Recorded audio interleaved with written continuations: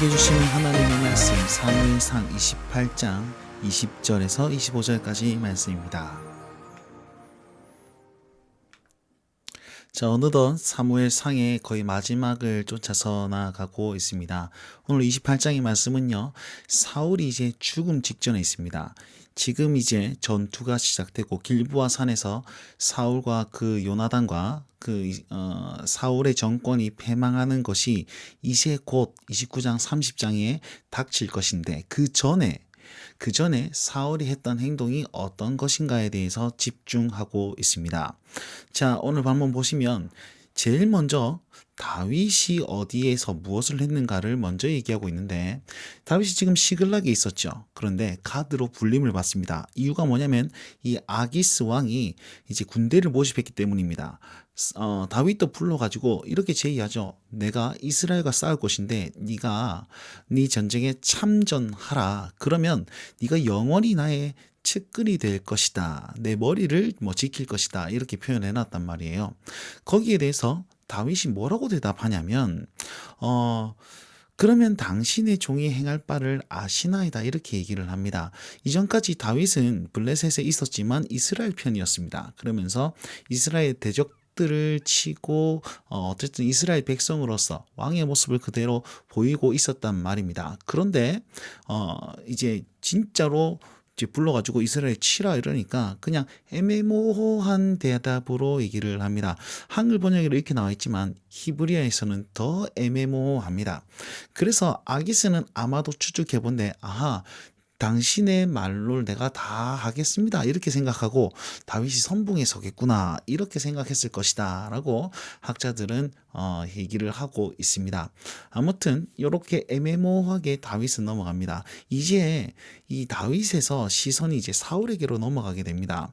아기스 왕이 가드에서부터 약 북쪽으로 120km 지점인 저기 수넴이라는 곳에서 진을 딱 치고 이스라엘을 치려고 군대를 모집해 놓았습니다. 그러니까 사울 왕도 가서 이제 반격을 해야 되지 않겠습니까? 방어를. 어디로 가냐면 길보아 산으로 갑니다.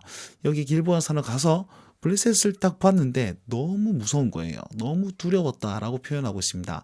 다윗이 블레셋을 보고 두려워하고 하니까 이제 어디 붙잡아야 되잖아요. 갈급하잖아요. 그래서 여호와 하나님께 묻기 시작합니다. 이때까지는 하나님의 말씀을 듣지도 않고 행하지도 않았던 그가 이제 불안하니까, 두려우니까, 무엇이든 잡아야 되니까 하나님을 찾기 시작하는 거죠. 우리 신앙생활 다 그렇지 않습니까? 평안할 때는 하나님 없다가 이제 불안하고 위기의 순간에만 하나님을 부르시잖아요. 사울도 마찬가지의 모습을 가지고 있습니다. 그러니까 하나님께서 말씀하지 않습니다. 꿈으로도 우리 몸으로도 그 다음에 선지자로서도 대답하지 않습니다. 더 불안해진 이 사울은 신접한 자를 찾으라라고 명령하죠. 그런데 그 이유가 뭐냐면요, 이전에 그 아히멜렉이 다윗을 도왔다는 명분으로 그 도액이라는 사람이 그 아히멜렉의 그런 모든 자손들 다 죽였지 않습니까? 제사장들을 다 죽였습니다. 하나님의 메시지를 받고 전하는 그들을 다 죽였고, 그 다음에 박수와 신접한 자들도 다 죽이라고 명했습니다. 그리고 그나마 하나님의 뜻을 잘 전했던 사울도 라마에서 죽었다라고 오늘 본문에서 또 얘기를 하고 있었죠. 그렇게 아무도 하나님의 메시지를 대언해 줄 사람이 없었던 것입니다. 그러니까 결국 누구를 찾습니까? 점쟁이를 찾게 되는 겁니다. 여러분, 두려움은 이렇게 판단력을 흐리게 만듭니다. 흐려진 판단력은 여기저기 기웃거리게 만들고 죄악에 빠질 수밖에 없습니다. 그래서 우리는 말씀 앞에서 정말 지혜를 간구하며 살아야 되는 것이죠. 자, 그래서 한 명 찾았는데, 이 점쟁이를 찾았는데 어디에 사는 사람이었냐? 이 엔돌이라는 곳에 사는 여자 점쟁이를 찾았습니다. 사울이 그 점쟁이를 찾으러 갑니다. 만나러 갑니다. 변장을 하고, 여기 보시면 수넴을 거쳐서 가야 되잖아요. 그 어간을 거쳐서 가야 되잖아요. 그러니까 변장을 하고 부하 2명과 함께 갑니다. 가서 점쟁이에게 이렇게 얘기하면 사무엘의 영을 불러오라. 그러니까 이 처음엔 거절을 합니다. 아니, 사울 왕이 그런 금이했습니다. 나는 안 하겠습니다. 그러니까 여호와의 살아계심으로 명하노니 살아계심 확신하노니 네가 해도 된다, 이렇게 얘기한단 말이에요. 하나님의 이름을 우습게 여기는 사울의 모습을 볼 수 있습니다. 그러면서 이 점쟁이가 사무엘의 영을 불러 올라왔는데 딱 보니까 사울이거든요. 아니 당신 어떻게 나를 속였습니까? 그러니까 사울이 또 이제 약속을 하는데 네가 진짜 죽지 않을 것이다 라고 또 얘기를 하죠. 자, 사무엘의 영이 탁 나타났습니다. 그가 한 내용이 무엇이냐면 그냥 다른 거 없습니다. 사울이 죽을 것이다. 그 다음에 그 이유는 여호와의 목소리를 청종하지 않았고 아말렉에 대한 그의 진노를 아말렉에 쏟지 않았기 때문이다라고 합니다. 이것은 사무엘상 15장 말씀을 근거하고 있습니다. 듣는 것이 수양의 기름을 듣는 것보다 더 좋겠습니까? 뭐 이렇게 얘기를 했지 않습니까? 아말렉을 전부 다 진멸하라 했는데 좋은 것만 남겨가지고 대답을 뭐라고 그러죠? 네, 하나님을 위해 번제로 드릴 그것만 갖고 왔습니다. 이렇게 얘기합니다. 오는 길에 자기를 위한 동상도 만들어 놓고요.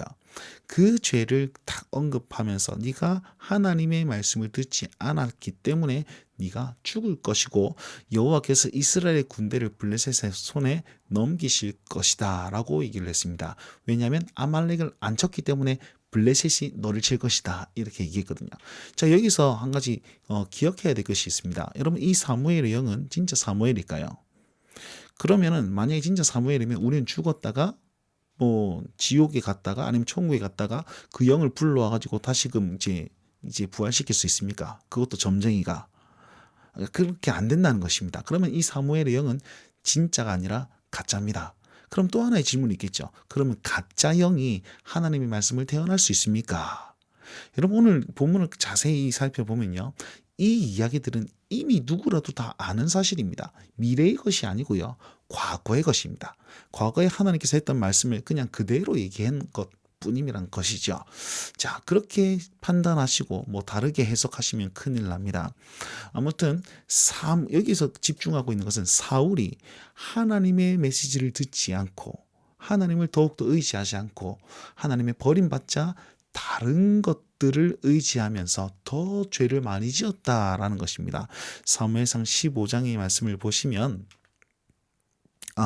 여호와께서 나를 통하여 하신 말씀으로 내게 행하사 나라를 내 이웃에 떼어서 다윗에게 주겠다라고 말씀하셨죠. 자, 이 얘기를 듣고 사울이 쓰러집니다. 쓰러지고 식음을 전폐하면서 먹질 않습니다. 그리고 나서 계속 거절하다가 신하들과 그 점쟁이 여인이 계속 강권하니까 음식을 받아먹고 오늘 마지막 말씀 그 밤에 가니라라고 표현하고 있습니다. 자, 여러분, 사울이요 이제 길보아 산에 가서 전투를 하는데 그곳에서 죽습니다. 그러면은 성경에 나오는 최후의 만찬, 제일 마지막 만찬이 누가 차려준 것입니까? 바로 점쟁이가 차려준 그 식사를 하고 사울이 죽는단 말이죠. 그러면서 이 사무엘상 15장 말씀에 여호와의 말씀을 청종하지 않는 것은 점치는 죄와 같습니다라고 사무엘이 얘기했단 말입니다. 그 죄를 이미 끝에 그의 말년에 그 죄까지도 짓고 있는 모습을 이렇게 비추어 보고 있는 겁니다. 사무엘의 영이 진짜다 가짜다 이거보다도 사울의 죄가 극에 달했다라는 것을 이렇게 보여주고 있는 거죠. 그리고 마지막에 그 밤에 가니라라고 하는 것은 진짜 밤에 숨어서 갔다라는 것이 되지만 사울이 돌아갔다라고 하면 밤을 강조하는 이유는 바로 영적인 사울의 지금 상태가 영적으로 최악으로 어두워졌다라는 것이고 그 영적 어두움이 어떤 결과로 이어집니까? 길보아 산에서 죽임을 당하는 것으로 이어진다라는 것입니다. 물론 죽임을 당하는 것이 아니고 자결하였죠. 자, 이런 모습들을 오늘 28장에 잘 보여주고 있습니다. 이 말씀은 그럼 우리에게 어떤 교훈을 주고 우리가 어떻게 적용할 수 있을까요? 여러분, 두려움은요 판단력을 흐리게 합니다. 그래서 우리는요 하나님 한 분만 두려워해야 됩니다. 그 두려워함을 경외하다라는 말로서 표현하고 있죠. 잠언 말씀에 지혜의 근본은 하나님을 경외한 것, 여호와를 경외하는 것은 근본이니라고 얘기하고 있잖아요. 그러니까 하나님을 두려워함으로써 우리는 좀 지혜를 얻을 수 있고 명철을 얻을 수 있는 겁니다. 그러니까 하나님 말씀 앞에서 조급하지 말고 주의 말씀을 붙들고 견디며 나아가는 오늘 하루의 삶이 되었으면 좋겠다라고 생각되고요. 자, 그 다음에 하나님께 버림받고 하나님으로 채워지지 않으니까 사울은 다른 것을 찾게 됩니다. 우리도 마찬가지입니다. 하나님의 것으로 채워지지 않으면 다른 것으로 채워집니다. 돈이나 성적이나 게임이나 아니면 먹는 것이나 친구 관계나 다른 여러 것들로 막 채우려고 합니다. 여러분, 그렇게 된다면 영적인 어두움으로 내려간다라는 사실을 기억하시고 하나님으로 채우려고 노력하십시오. 그래야 할 때에 우리 삶이 온전해질 줄 믿습니다. 자, 이 말씀을 기억하시면서 우리 삶에 잘 적용해 보시고 우리 하나님과 동행하며 승리하실 수 있는 모든 운동원들과 성도님들 되시길 바랍니다. 오늘도 함께 주님과 동행하십시오. 날마다 주님과